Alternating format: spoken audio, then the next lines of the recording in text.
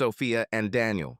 Daniel Edmonds and Sophia, his wife of 10 years, were the perfect couple. They had a beautiful home in the suburbs and a wonderful circle of friends. Daniel held a management position at Capital Engineering. He worked for the company for 15 years, starting with work at the factory and gradually moving up the career ladder. With the help of his employer, he completed his engineering education through correspondence off campus. This qualification cleared the last hurdle for him to join the company's leadership team. The managing director held Daniel in high esteem as he was respected by both workers and management. He always led by example and kept work clothes in his office. Secretly, he liked to spend his time exchanging business suits for oil overalls and doing practical work. Sophia worked as an account manager for the publishing house Parker and Davis, a small but prestigious company. She worked there for 12 years and felt valued and respected as an employee. She liked the team she worked with. It was her dream job. Tuesday. Tuesday started as usual for the couple. On weekdays, Sophia was the first to get out of bed and go to the shower. Daniel got up, made the bed, and went to the kitchen to make coffee. After a while, Sophia appeared, already dressed for work. The husband and wife drank freshly brewed coffee, chatted, then kissed, and Sophia left for work. Left alone in the house, Daniel returned to the bedroom to shower and get dressed. Sitting on the bed, he reached for his belt in the bedside table and spilled some coffee on the sheet next to the pillow. The stain was small, and he decided to tackle it after work. Later, after returning home and opening a cold beer, Daniel remembered the coffee stain. He took a clean sheet and went into the bedroom. However, to his surprise, there was no stain. Daniel thought that someone must have changed the bed linen during the day. The sheets smelled fresh and had wrinkles like folded laundry. This seemed strange to him. He went to the laundry room and found sheets hidden in the closet. Daniel found no evidence that anyone had been in the house during the day.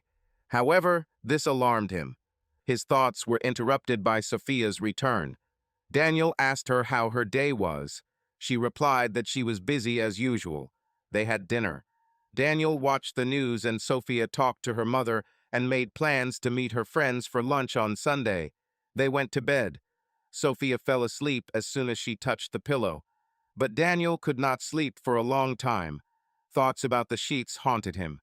In the end, he decided that he needed to find out more so as not to jump to conclusions. Wednesday. The next day, Daniel went to work and in his spare time spent his free time researching voice-activated voice recorders and motion-sensing security cameras. Knowing almost nothing about these devices, he visited a local electronics store and sought advice from the salesperson, who turned out to be friendly and knowledgeable. Daniel left the store with 4 voice recorders, 1 motion sensor security camera, and simple instructions on how to use them. All devices were small and battery-operated. His plan was to place recorders in Sophia's car, her bag, the kitchen, and the living room. He decided to install the camera in the bedroom. On Wednesdays, Sophia took publishing and professional writing classes at a local college and returned home around 7:30 p.m. This gave Daniel time to hide and test the devices in the house. He installed the camera on the top shelf of the bookcase in the bedroom. Later that evening, he had no trouble hiding the recorder under the passenger seat of Sophia's car. He had to wait until Sophia went to bed to hide the last recorder in the lining of her favorite bag. Thursday. On Thursday evening, Daniel returned home and found nothing suspicious on the recordings in the house.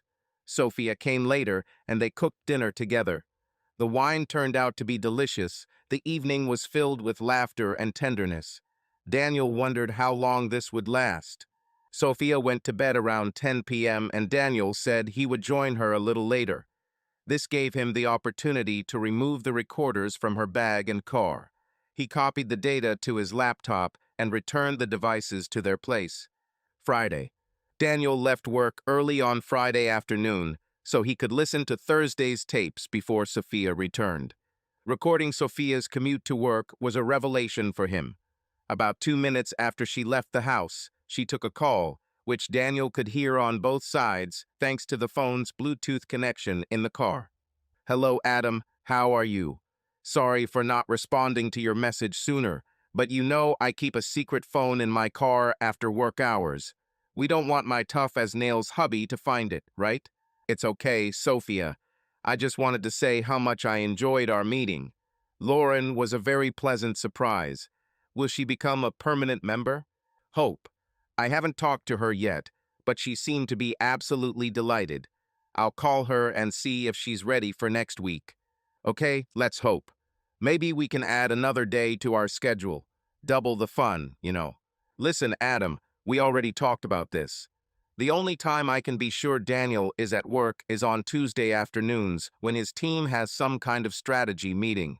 He never misses it. Between the GPS tracker I installed in his truck and the Find My Phone app on his cell phone, we won't have any nasty surprises. For me, this is fundamental. If you are not satisfied with this, then I will have to say goodbye to you, and then I can enjoy sweet Lauren alone. The hours she spends in the gym have given her the body of a goddess. Okay, but you can't blame me for trying. I know, honey. My husband sometimes travels to other cities 2 or 3 times a year. Maybe then we can come up with something interesting. Maybe even an overnight stay. Can you imagine how much fun we could have had if we weren't limited to 2 hours? My God. Well, at least I'll die with a smile on my face. I'm in. Let me know how it goes with Lauren. Okay, handsome, see you later. The next call was from Lauren. Hi, Lauren, thanks for calling back. Sophia, tell me that Tuesday was not a one-time event. It was amazing. It felt like I could be myself for the first time in years, even if only for a couple of hours. No children, no husband. It was so obscene and forbidden. You and Adam are amazing lovers, and I think I can learn a lot from you. Thank you. I promise I'll do better next time if they'll let me next time. Lauren, calm down, honey. I just wanted to say that Adam and I were absolutely delighted with you. I'm so glad you accepted my invitation. You were so much better than we could have ever imagined. We think you're perfect for us, and judging by Tuesday, you'll definitely bring a lot of interesting things to our meetings. I agree that it is obscene and forbidden, that's why we do it. To get maximum pleasure, you need to leave your complexes at the door and trust each other.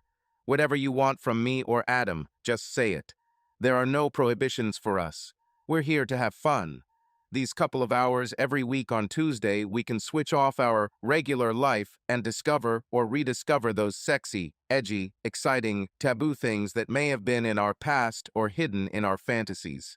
We are limited only by our imagination. What I do with Adam and what I want to do with you are things I don't want from my husband. My husband is a good man, but to make my life complete, I need something different. Sex with my husband is really great, but a little predictable. The same face. 10 years the same thing. He's a great lover, but sometimes I just need sex. Lauren, when I first saw you naked in my bed on Tuesday, you took my breath away. I don't know how to express this. My future must include you, just as I need Adam. For my life to be complete, I must embrace relationships outside of my marriage. Wow, Sophia, I could never say it better than you, but I feel the same way. I can't wait for Tuesday. Well, honey, it looks like we have a date. I'll pick you up at 12 o'clock. Okay, thank you very much. Bye. There was nothing else interesting on the recorders. Daniel sat down in a chair in his office. Now he had irrefutable evidence that his wife was cheating on him, and with 2 people at once. Daniel did not allow himself to think about the reasons for what happened. He tried to use his analytical mind to make sense of the situation, ignoring his emotions. Sophia cheated on him with some man named Adam for a long time. Lauren was a very recent addition to their meetings. Apparently, she is a gym freak. They met on Tuesdays at lunchtime at their home. Sophia tracked his movements using a GPS tracker installed in his truck and the Find My Phone app on his cell phone. She communicated with her lovers through a secret phone that she left switched off in the car when she was at home. Cunning girl, Daniel thought. She seemed to have thought of everything except the coffee stain on the sheet scenario. Retribution awaits her. Daniel was a man who saw things in black and white terms. He had little patience for gray areas. He always remained calm and methodical when solving problems. He had no idea why she decided to cheat. Judging by her conversation with Lauren, she was just a little tired of married life. She felt entitled to extramarital sex. He thought they had a pretty good marriage. The sex was great. They enjoyed each other's company. They had a good circle of friends. They had common interests. They respected everyone's right to a little privacy. They had no financial problems. Heck, they even got along with their relatives. However, Sophia cheated on him, and for this, she had to pay and pay dearly. Daniel needed to calmly think about how to resolve this issue. Although he knew nothing about Sophia's secret phone, he had access to her regular cell phone and laptop. He also knew that she kept her passwords in a Word document on her laptop. First, he needed to find out more about Sophia's lovers, Adam and Lauren. His first stop was Sophia's Facebook page. She had over 200 friends. There was no Adam among them, but only Lauren. She was married and had 2 children. Daniel had access to Sophia's laptop when she went shopping, to the gym, or anywhere else.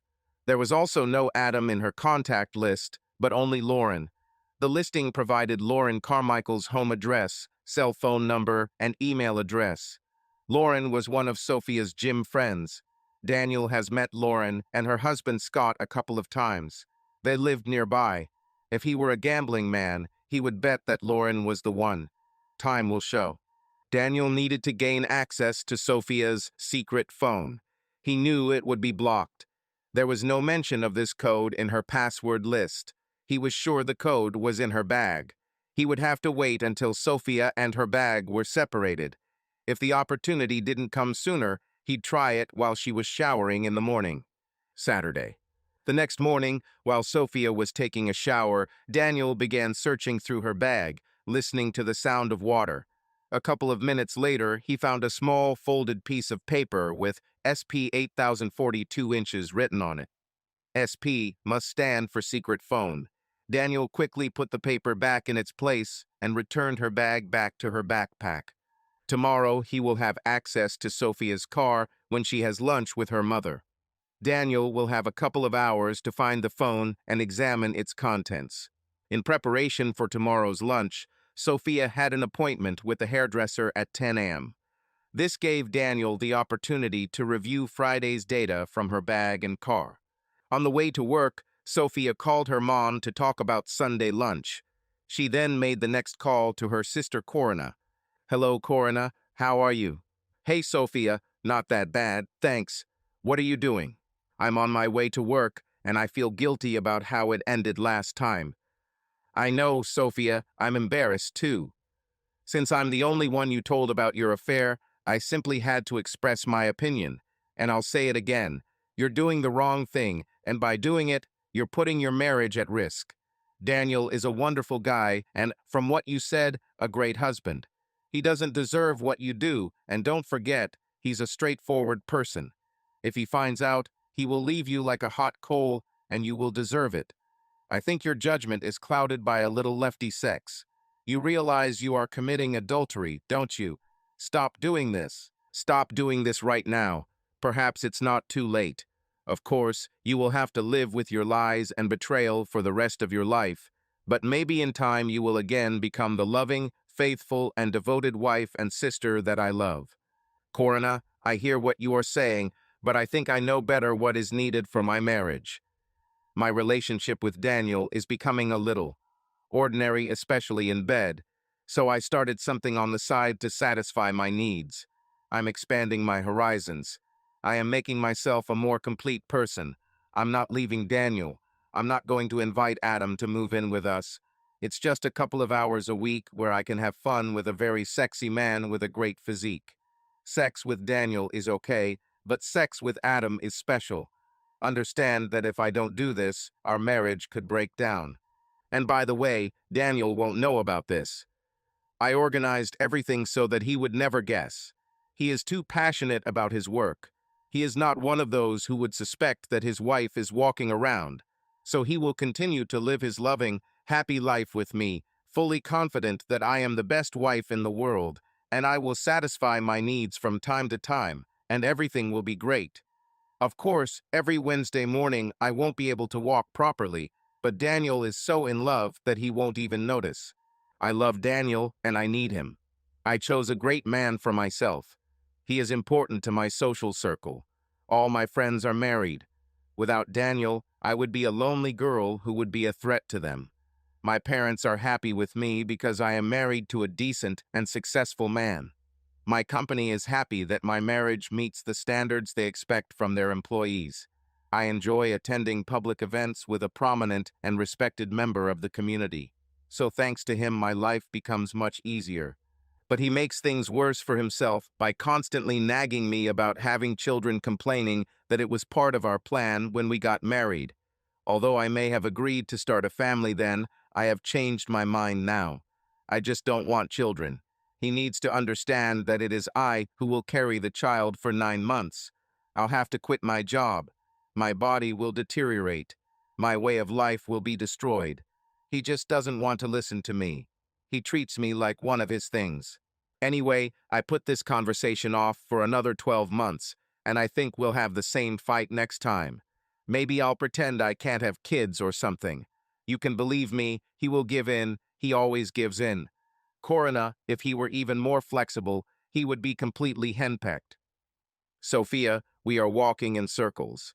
You are doing very bad things. You are betraying the man you love. You're lying to him about the kids. You disrespect and underestimate him. By doing this, you are playing with fire. You're my sister and I love you, but right now I don't respect you and I don't like you. I have to go. Bye. Daniel heard Corina hang up and then heard Sophia angrily exclaim, "Damn." Daniel sat at his desk with his face in his hands. His marriage was getting worse. He didn't even suspect that Sophia began to lose interest in their relationship. Perhaps she was just trying to justify her betrayal. To make matters worse, she lied about agreeing to start a family. Now he was beginning to doubt everything he loved about her.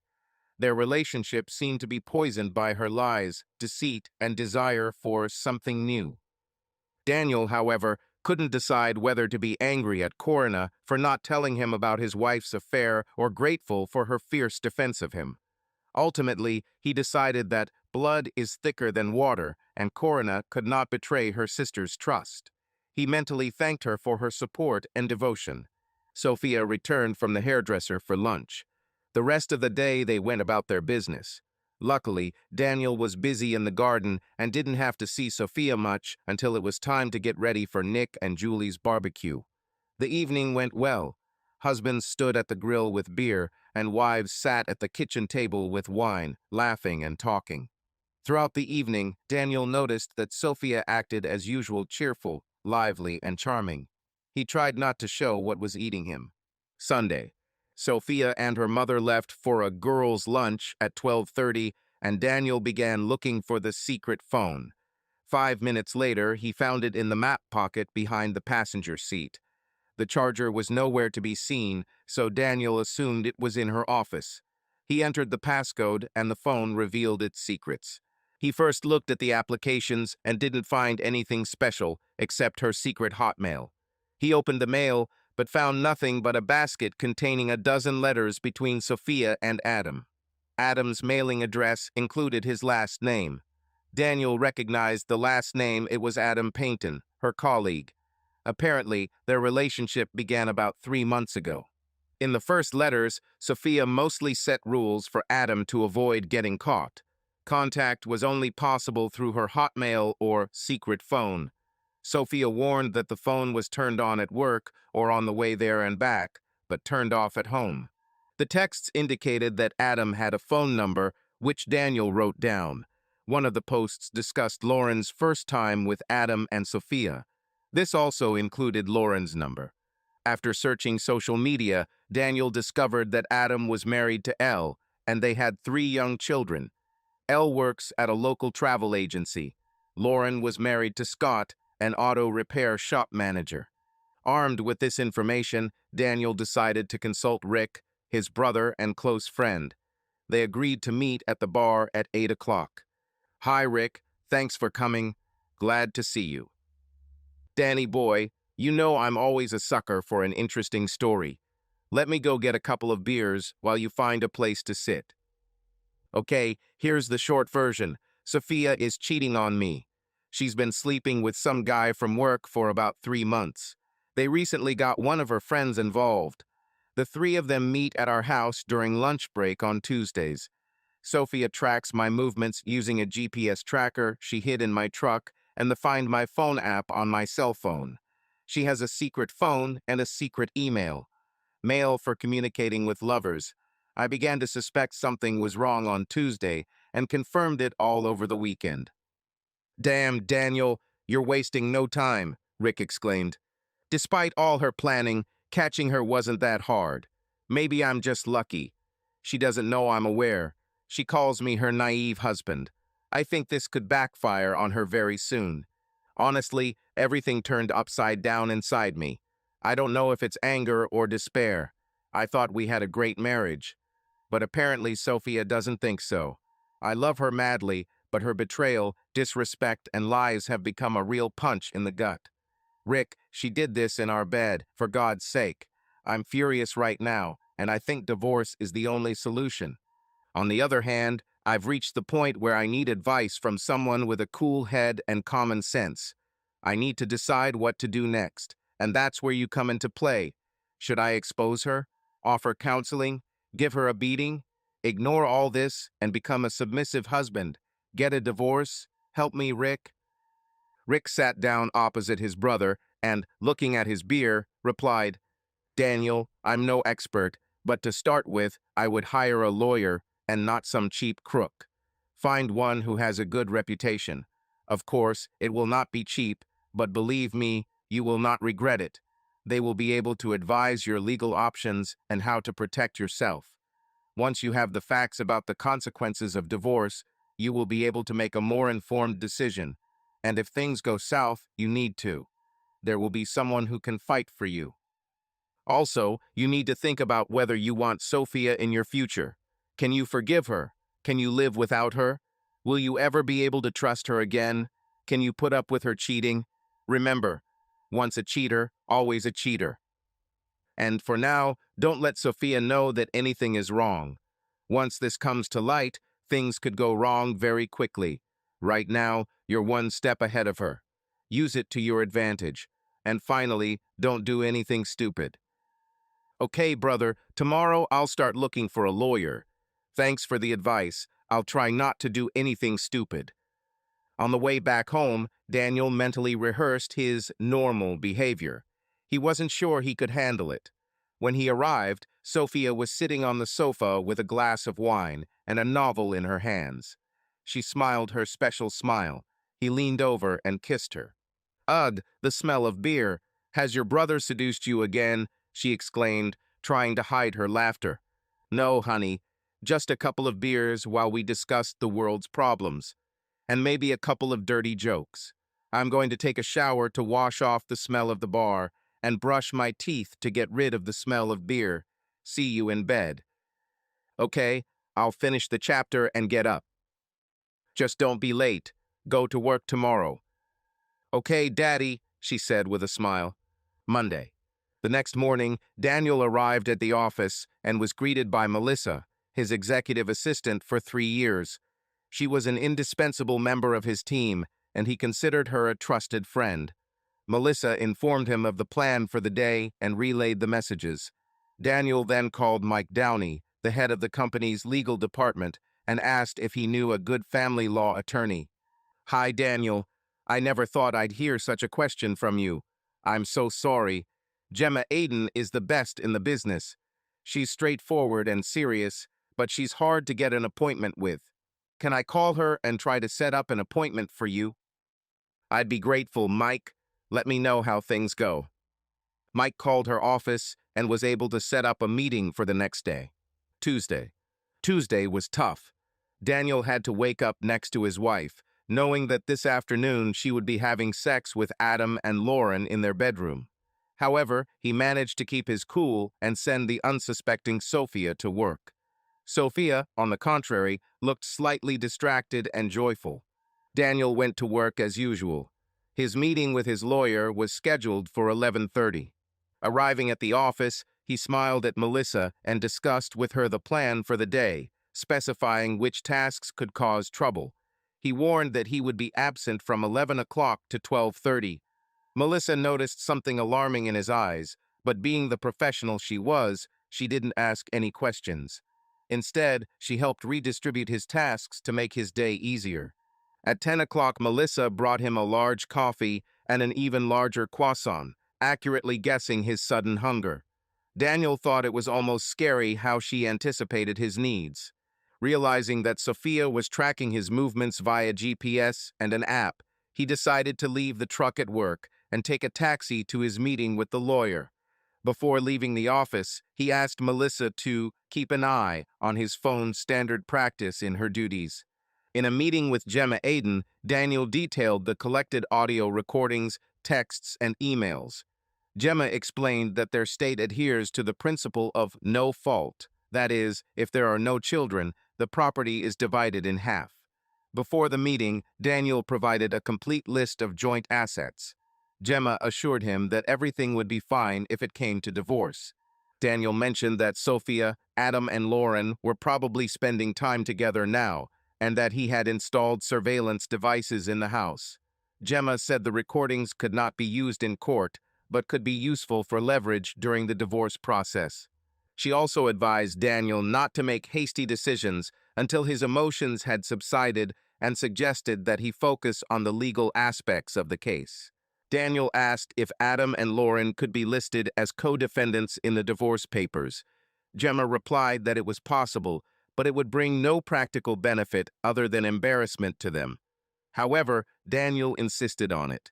He also asked that documents be prepared to be given to the spouses of Adam and Lauren. Gemma also suggested that they consider an alienation of affection claim against Sophia and Adam's employer, as many companies prohibit relationships between employees. She said such cases rarely go to court because companies prefer to settle the case outside of court. Daniel agreed to prepare the documents. After the meeting, Daniel returned to the office, completed his work, and thanked Melissa for her help. He kissed her goodbye on the cheek, which confirmed her suspicions that he had serious problems. Tuesday evening. Daniel returned home around 6 p.m. The house looked the same as he had left it in the morning. After checking the linen, he found used sheets hidden in the closet. He tried not to think about what happened at lunch. Sophia returned home at 6:30. She was relaxed and looked happy, as if she had no problems. Daniel cooked dinner, they ate, and then Sophia went to bed, citing a hard day at work. Daniel took this time to watch the recording made in their bedroom. Despite all his suspicions, he was not prepared for what he saw.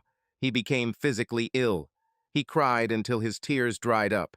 It was at this moment that his love for Sophia ended. He uploaded the video to cloud storage and sent the link to Gemma asking her to confirm receipt. Gemma quickly responded and said that she would prepare photographs to include in the documents. Daniel removed all recording devices from Sophia's car, her bag, the kitchen, and the living room. The decision was made: divorce is inevitable. Wednesday. Waking up in the morning, Sophia was in a great mood, despite the slight pain from yesterday. Her thoughts were on Adam and Lauren, not Daniel.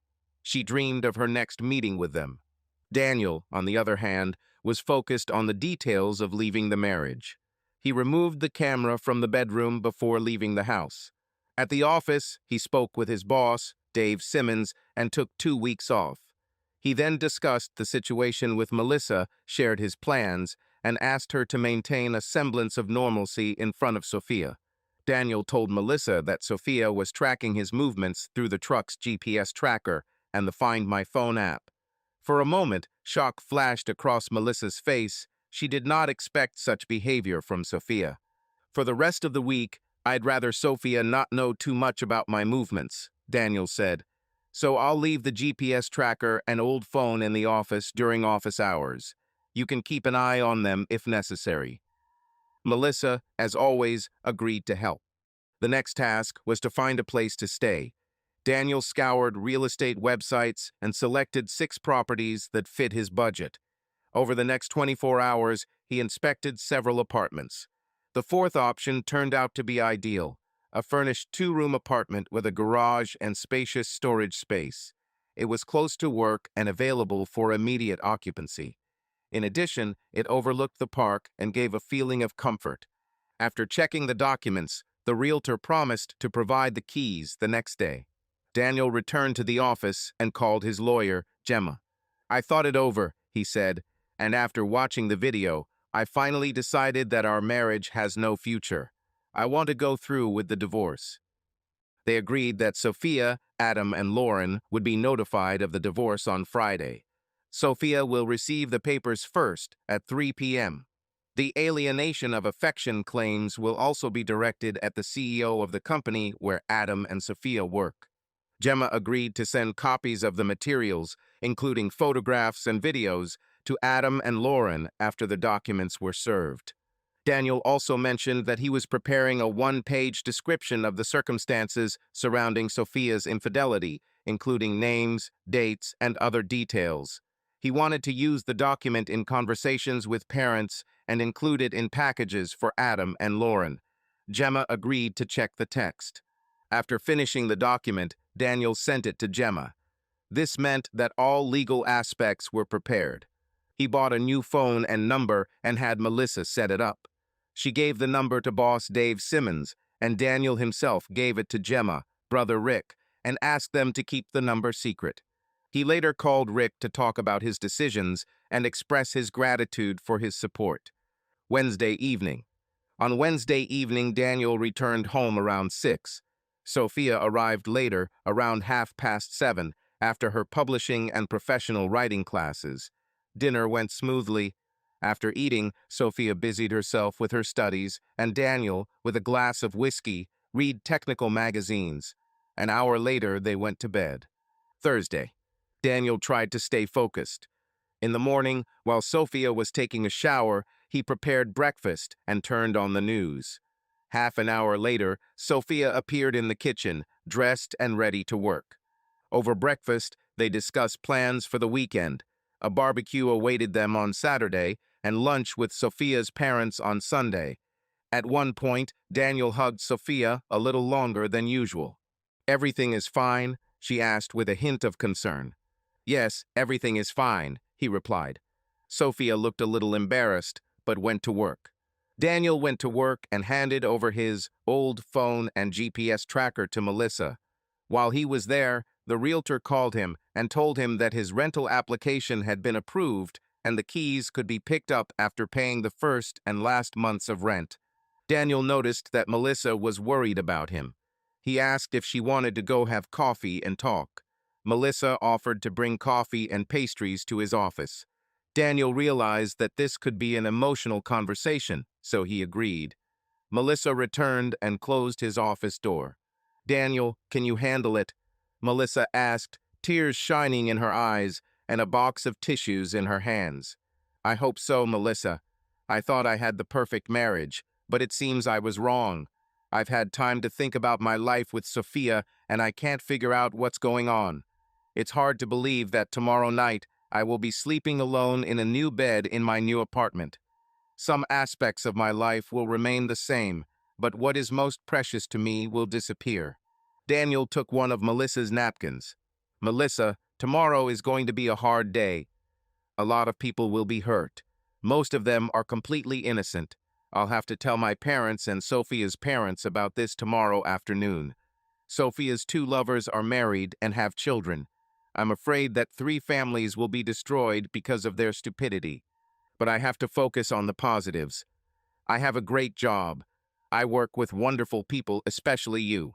I'm only 37 years old and healthy. My mom, dad, and brother are loving and supportive people. I hope my friends will stay with me. I just need to go through the divorce process, which unfortunately will take at least 6 months. I would have preferred a cleaner break. Melissa, thank you for your concern. I can't tell you how much I appreciate you as a colleague and friend. How are you? Are you okay?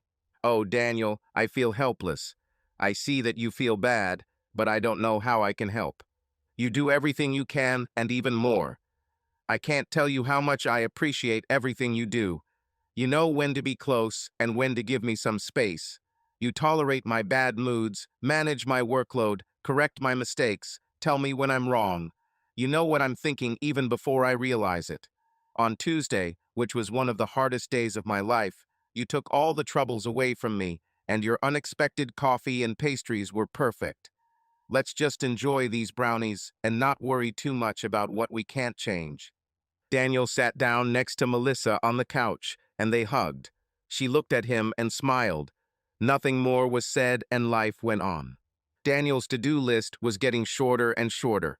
He decided to pick up the keys to his new apartment and conduct a final inspection to understand what else was needed to make the property livable.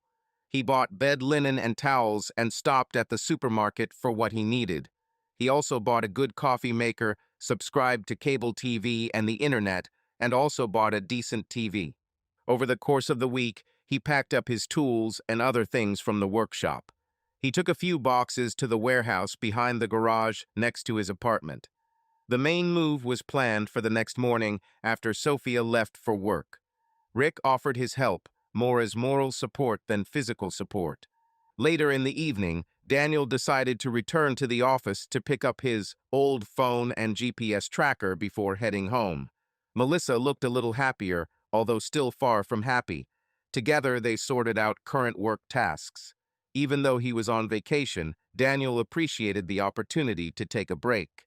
Time has flown by, and it's time to go home. He wasn't looking forward to his last night with Sophia, but he had to stick to the plan.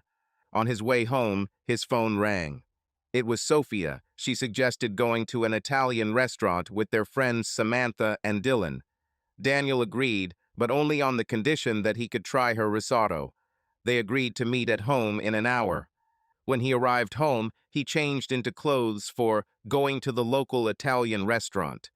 Sophia arrived shortly after him. She examined his outfit and approved. At least he learned something after 10 years of marriage, Daniel thought. Sophia changed clothes, and they went to the restaurant. The evening passed pleasantly. Sam and Dylan were great friends, and their company was exactly what he needed. Before he knew it, desserts were brought, and there were fewer customers in the restaurant. Strong Italian coffee and small Italian cookies marked the end of the evening. The couple said goodbye and went home. A hearty meal and homemade Chianti saw Sophia nestled on Daniel's lap in the living room within 15 minutes of arriving home. It seemed surreal to Daniel, enjoying such a pleasant evening with Sophia on their last night together as husband and wife. Half an hour later, she fell asleep, and he carried her to the bedroom. Friday. The next morning, Sophia took a shower and got dressed for work. As always, Daniel prepared coffee and cereal for her.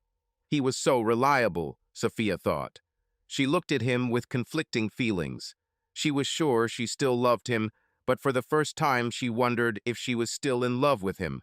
Sophia, getting ready for work, noticed something in his eyes that she could not recognize. What was that? Did she forget something important? About your birthday? About their anniversary? She decided to give him more attention after work. Perhaps an evening of special entertainment will help reconnect them.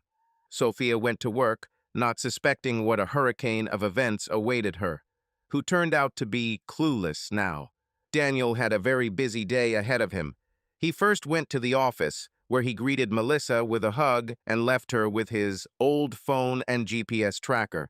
If Sophia decides to check his location, she will see that he is at his workplace.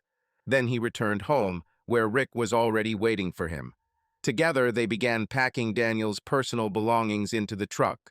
Daniel closed and canceled their joint credit card, transferred half of their joint savings to his personal account, changed the beneficiaries of his insurance and pension plans, and transferred his salary to the new account. By lunchtime, after 2 trips to the new apartment, Daniel and Rick had moved everything he wanted to take for his new life. On his last trip home, Daniel stopped by the office to pick up a GPS tracker and phone. Before leaving the house, he left his wedding ring, phone, and GPS tracker on the chest of drawers in the bedroom. He called his parents, Hope and Stephen, and arranged to come see them that afternoon. He then called his father-in-law and mother-in-law, asking to see him around 3 p.m. under the pretext of preparing a surprise for Sophia, keeping everything a secret. Daniel arrived at his parents' house at 2:30 p.m. He was greeted with smiles and hugs. "Mom, Dad, I wish I could come with good news, but I have bad news. I need to tell you that Sophia is cheating on me." Hope began to cry and Stephen's complexion paled. At first, her colleague was her lover, and recently another woman joined their meetings. "They did this in our home, in our bed. I have no other choice but to file for divorce. Today, she will be given the papers at 15 o'clock. I have audio, photo, and video evidence of her cheating. I can show them to you if you insist, but I warn you, they are disgusting. I have also prepared a written statement of facts to answer most of your questions. Moreover, I recently learned that Sophia has changed her plans about starting a family. As you know, before the wedding, we decided to postpone having children until we were established in our careers. In recent years, she has become increasingly resistant to the idea. Just recently, she agreed to start in a year, but I found out that it was a deception. After that, I'll go to her parents to tell them everything. I took a leave of absence from work, moved out of my house, and rented an apartment. Rick has been a huge support to me. Here's my new phone number. Please don't give it to anyone without my permission." His parents sat holding hands. Tears flowed down the mother's cheeks, and the father looked confused. In one voice, they said, "We have no questions. I'm sorry that we all have to go through this pain, but I'm sure I'm doing the right thing." Marriage is based on love, trust, and respect. With her words and actions, Sophia rejected this. Daniel arrived at Sophia's parents' house and was greeted by her father, Eric, who led him into the living room, where Sophia's mother, Diana, was eagerly waiting. "Diana, Eric, I'm sorry that I organized this visit under false pretenses." "I have bad news," he began. Concern appeared on the faces of Sophia's parents. Daniel took a deep breath and gave the same speech he had given to his parents earlier. He gave them a written statement of the facts and asked if they had any questions. Diana and Eric looked at each other, and through tears they both said, "No. Today's events will be a big shock for Sophia. She will not be able to contact me, so she will most likely turn to you for support. Remember that I love you. I have turned off my phone, but you can contact me through my parents or by email." Daniel hugged them both and left. Delivery of documents. Exactly at 15 o'clock, a heavy-set man in a sloppy suit approached Sophia's desk at work. "Excuse me, are you Mrs. Sophia Edmonds?" he asked loudly and clearly. Sophia, looking around at her colleagues, smiled and answered, "Yes, it's me." The man handed her an envelope and loudly announced that she had received the documents. Colleagues gasped in amazement. For Sophia, everything that was happening seemed unreal. She opened the envelope and saw the heading, "Petition for Dissolution of Marriage." The eyes of her colleagues widened, and she fell into a chair and began to cry. At some point, her colleague, Ava Dunstan, picked her up and took her to the meeting room so Sophia could recover. After 10 minutes, Ava took her to the reception desk, where a taxi was waiting for her. In the taxi, Sophia tried to call Daniel, but heard that the number was no longer in service. On the way home, she began to realize the disaster that her life had become. She couldn't understand how her attempt to create a perfect alternative life had turned into her worst nightmare. She didn't know how much worse things would get. At home, she saw Daniel's wedding ring, his phone and GPS tracker on the chest of drawers in the bedroom. His things were gone. She looked in the mirror and saw for the first time who she had become and the misfortune that would now haunt her. She wrote to Daniel on his personal email, begging him to come back and talk. She apologized for her stupidity and asked him to find the strength to forgive her. Daniel's answer. Daniel was expecting her letter. He set up an answering machine that read, "Hello. Unfortunately, I cannot read your letter right now. I'm trying to come to terms with my wife's cheating. As they say, it's better to see once than to hear 100 times." He attached to the letter one of the most explicit photographs where Sophia had sex with Adam and at the same time with Lauren. Notified of a new letter, Sophia opened it with hope, but saw a disgusting image before she read the text. She fell on the bed and burst into tears. She was horrified by the thought of how many people could receive such auto responses from Daniel. Sophia realized she had made a huge mistake, but Daniel's reaction was completely out of character. Where was the level-headed, trusting, reserved, predictable man she married? How did he know about her alternative paradise? How much did he know?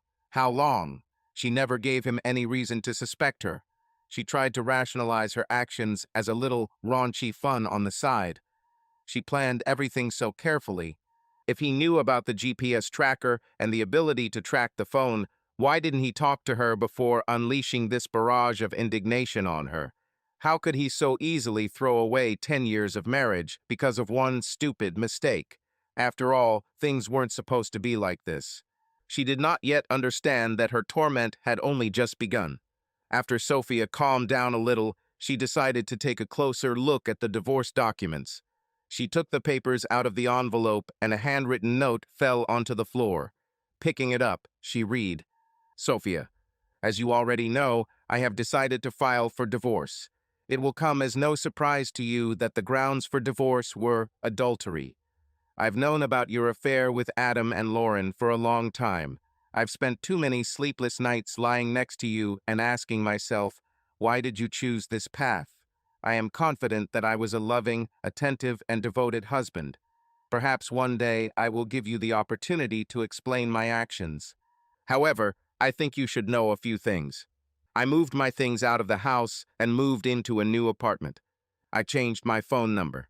I told your parents the details of your affair. I told my parents and Rick the same thing. I talked to Corrine. I have provided details of your affair to the spouses of your lovers. I took a leave of absence from work. I paid off and closed our joint credit card.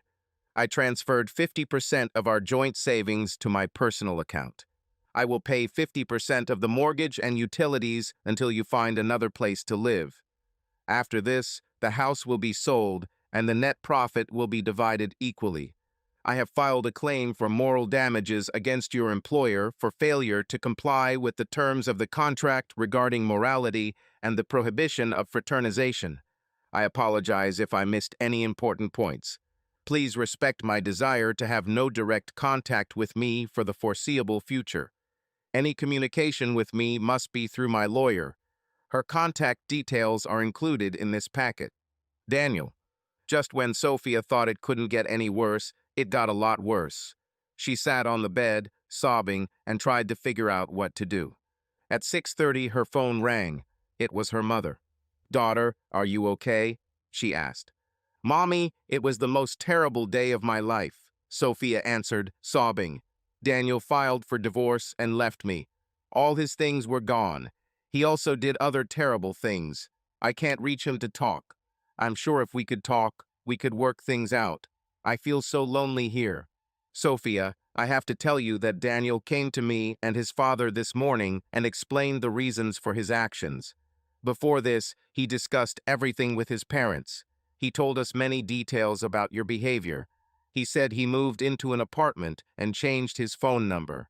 Of course, we are very disappointed with you, but you will always remain our daughter, and we will do everything we can to support you during this difficult time. Mom, I'm sorry you found out this way, but I don't think there's a good way to break such news. I never meant to hurt Daniel or anyone else. Sophia, do you need company? Maybe you want to spend time with us. We don't have to discuss this mess, but we're worried about you. Thank you, Mom, but I think I'll stay here tonight to clear my head. I know I ruined everything, but Daniel is a forgiving person. I just need to figure out how to show him how much I love him. I'll call you tomorrow afternoon to tell you how things are going. Okay, Sophia, we'll talk tomorrow. Dad and I love you. I love you too. See you later. Sophia decided she needed a strong drink before calling her in-laws. She dialed the number. The Edmonds residence, Hope is listening, her mother-in-law replied. Hello, Mom, this is Sophia. There was a cold silence on the line. Hello, Sophia. Mom, I'm calling to apologize to both of you for my stupidity. I swear I never meant to hurt anyone, especially Daniel. I have made a terrible mistake, and I am afraid that this will entail very serious consequences. I know this is hard for you to accept right now, but I truly love your son and want to save our marriage. I can't imagine life without Daniel. He has distanced himself from me, and I cannot contact him directly. Hope, if you talk to him, please tell him that I love him and desperately want to talk to him. Okay, I'll tell you. It's too painful for Stephen and me right now, and we need time to process everything. Is there anything else we can help you with? No, thanks, Mom. Maybe turn back time. Okay, take care of yourself, Sophia. The call ended suddenly. The mother-in-law's tone was cold, but not rude. Sophia was sure there was enormous anger and frustration lurking beneath the surface. Still, she was glad it was Hope who answered the phone and not her father-in-law. She completed all the necessary calls and just wanted to curl up and die. After dinner, Sophia went to bed. Saturday. Saturday morning came too quickly, and Sophia realized that yesterday was not a bad dream. She checked her phone, but there were no missed calls or messages from Daniel. But an ominous letter arrived from the HR director, notifying her that the CEO wanted to see her on Monday at 9 o'clock. This is a bad sign, she thought. Sophia made a light breakfast and decided to text Adam and Lauren, asking them to call back. An hour later, Adam called. Hello, Sophia. Hello, Adam. What a disaster, said Adam. What went wrong? Well, as far as I understand, Daniel found out about us. He didn't take it too well. He filed for divorce, naming you and Lauren as co-defendants. Attached to the documents are photographs of the three of us at the crime scene. He moved out of our house and changed his phone number. I received a letter from Erica Denman with instructions to report to Mr. Aspen on Monday at 9 o'clock. This doesn't bode well. How are things going with you? Shortly after you were served with the documents, I was also given a copy as a co-defendant. I guess Lauren got her papers too. Your husband gave my wife all the evidence, including a 45-minute video of the three of us. She kicked me out and is now working with a lawyer to file for divorce. I also received an email from Erica and am scheduled to meet Mr. Aspen at 9:15. I think I'll be fired. It's just a nightmare. Adam, I'm so sorry. I thought I had everything figured out. You know I tried my best to make sure Daniel never found out. Looks like I underestimated him. I can't imagine how he guessed everything. Well, Sophia, this mince can't be turned back. I need to pack my things. I hope Mr. Aspen won't be too hard on you. Maybe we can talk this week. Okay, Adam. I wish you luck with Mr. Aspen. Sophia felt terrible about Adam. It looks like his marriage is over, and he has 3 more children. Later that day, Lauren called. Sophia, I was listed as a co-defendant in your divorce proceedings. They handed me the papers yesterday right at work. There are terrible photos of the 3 of us. My husband was also given a copy of the documents along with a video of us having sex. Scott packed his things and left to consider his position regarding our future. Sophia, I don't want to get a divorce. I love Scott. He is a wonderful husband and father. I can't believe I was so stupid. What should I do now? Lauren, I don't know. I'm so sorry. I'm sure you and Scott can handle this. You've only been with us a couple of times. Maybe this will work in your favor. If it makes sense, I can talk to him. Monday. On Monday morning, Sophia sat outside the office of Dwight Aspen, the company's CEO. At exactly 9 o'clock, she was invited into the office, where Mr. Aspen and HR Director Erica Denman were waiting for her. Mrs. Edmonds, thank you for coming. On Friday afternoon, your husband provided me with a package of documents containing information about your relationship with Adam Paynton. The photographs and other evidence presented are irrefutable. The package also includes a breakdown of Family Ties lawsuit he filed against Parker Davis. Your actions and those of Mr. Paynton are likely to cause serious commercial, reputational, and financial harm to the company. I can't express how disappointed I am with you. At Parker Davis, we pride ourselves on the integrity of our employees. This reputation allows us to attract and retain clients. We expect our employees to understand the difference between right and wrong and to behave accordingly. Your actions are completely incompatible with our standards. Sophia, I am very sorry, but I have no choice but to inform you of the immediate termination of your employment contract on the grounds of violation of the moral and performance provisions of the contract. Erica Denman added, Sophia, this is your official letter of resignation. A security officer will escort you to your workstation so you can collect your personal belongings. Your access to corporate resources is already blocked. Final settlement details will be emailed to you today. Once you have processed what happened, please let us know if you have any questions. Sophia stood up and, through tears, said, Dwight, Erica, I worked at Parker Davis for 12 years. During this time, I felt respected and valued. I really enjoyed my job, and I'm very sorry to leave. I apologize for any damage that may have been caused due to my behavior. I wish the company and all its employees success and happiness. Then Sophia barely survived the humiliating walk of shame to her table. She packed a few things into the box provided. Leaving the office, Sophia tried to keep her head high, her gaze straight, and not look at her colleagues, many of whom were openly staring. Only one employee, Ava Dunstan, showed compassion and saw Sophia off. Ava reminded her that she was the one who called the taxi the day Sophia received the summons. Together with the guard, they went down to the first floor. Before leaving, Sophia thanked Ava for her kindness and support. Adam experienced a morning similar to Sophia's. By 10 o'clock, he was back at his shabby motel. 6 weeks later, Daniel received a call from his lawyer, Gemma. She said that Sophia had decided to sign the divorce papers and wanted to have a 15-minute meeting with him. Gemma suggested holding a meeting in her office tomorrow at 10:30. Daniel reluctantly agreed. The next day, Daniel arrived at Gemma's office at 10:15.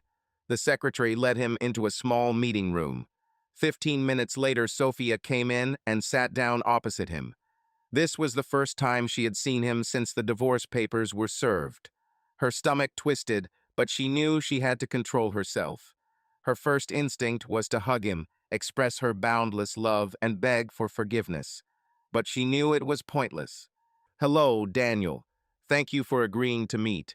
I thought it was time to tell you about what's been going on in my life since everything blew up. I'm sorry we couldn't talk until now. With a straight face, Daniel nodded. Sophia almost wilted under his gaze. As you probably know, after filing a claim for the destruction of family ties, I was immediately fired from Parker Davis. Since then, my parents have been very kind to me, but I see disappointment in their eyes. Corina has been my shoulder to cry on, but I feel like she would rather be your sister than mine. I hate our home without you. Our friends, although they were not rude, moved away from me. In general, my life is ruined, and I'm terribly lonely. I'm looking for a job, but I'm not the most popular candidate in this city. The employment agency expanded the search and found a potential position for me in San Francisco. I interviewed last week and got an offer on Monday. I decided to accept it. The job is less prestigious than I had hoped, but at my age and with such a stain on my reputation, the best is the enemy of the good.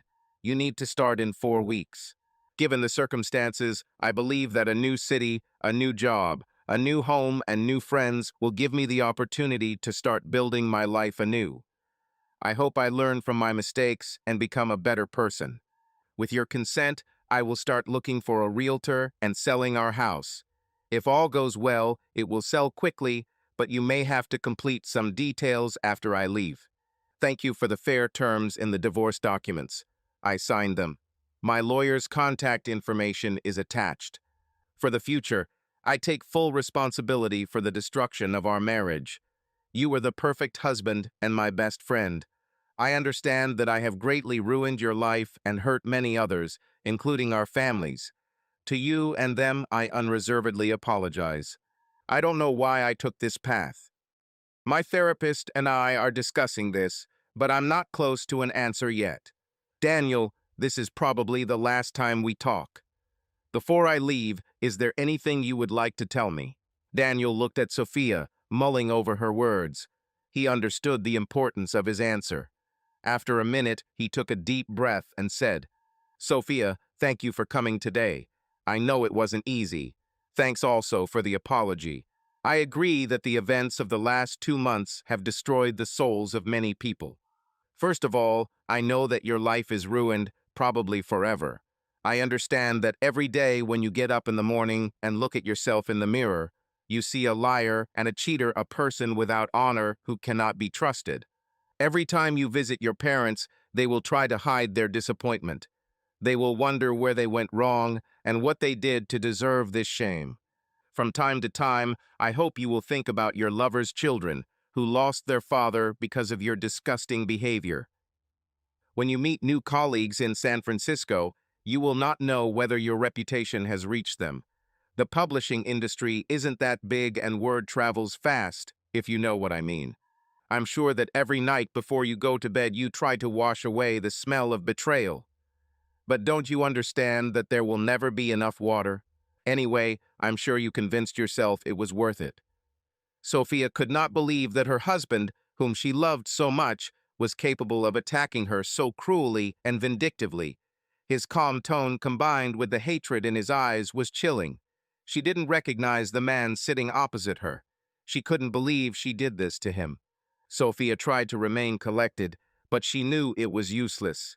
She began to cry. She wanted only one thing: for him to stop. Daniel, please stop. This doesn't sound like you. Sophia, I have become what you made me. This is the result of your work. Are you proud?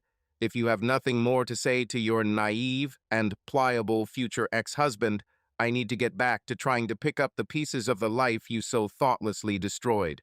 He got up and left. Sophia remained sitting at the table and cried bitterly. The house sold quickly and for more than the original estimate.